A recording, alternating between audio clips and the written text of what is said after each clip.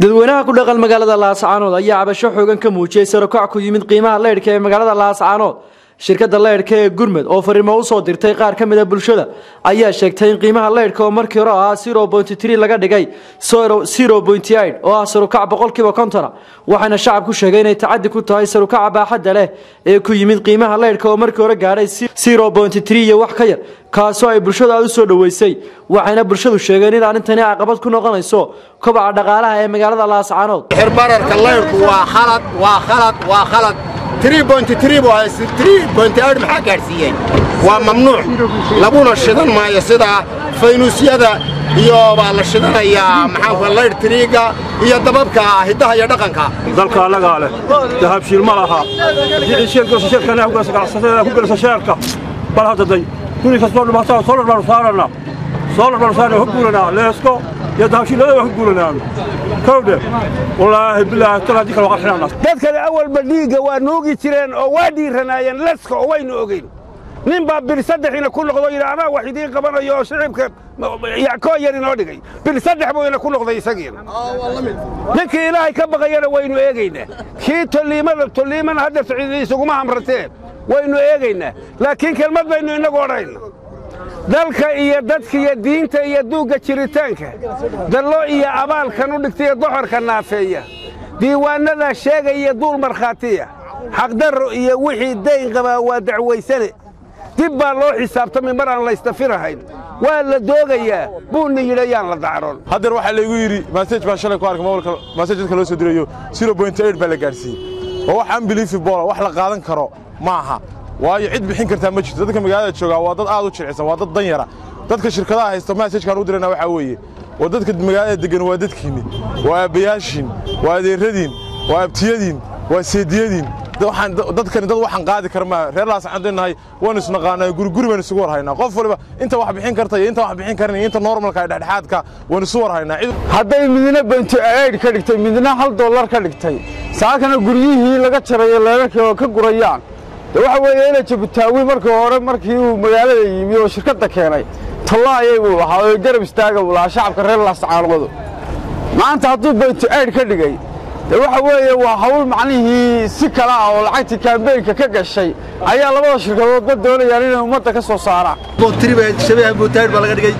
sababta looga dhigayna waxa weeye ganacsato kale ayaa ku wareegtayna waxaanu leenahay shirkadda aad baan ugu cabananaa saaka hadday codonnahay bulshada reer Laascaanood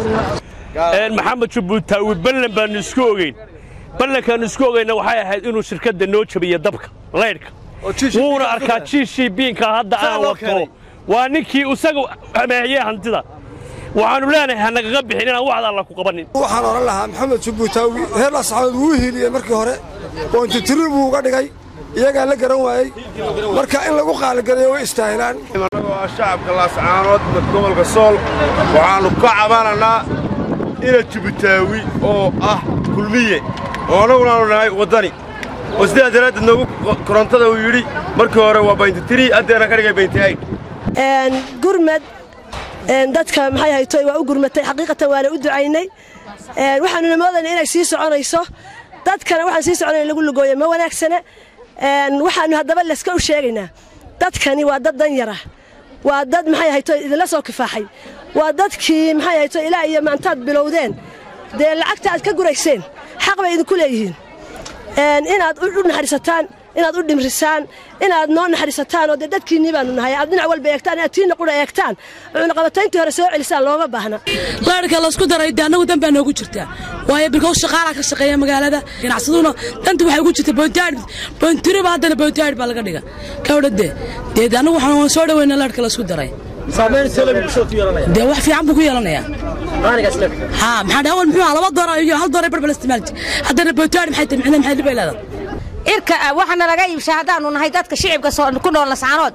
waxa weeye cidhiir badan baanu qabnaa oo waxaanu qabnaa maxay ahayd qunacaqaata badan baanu qabnaa oo baacmisho nooma naxariiso oo leydhku nooma naxariisaan oo maxay ahayd Gurmed ninka meesha leeyahay Gurmed iyo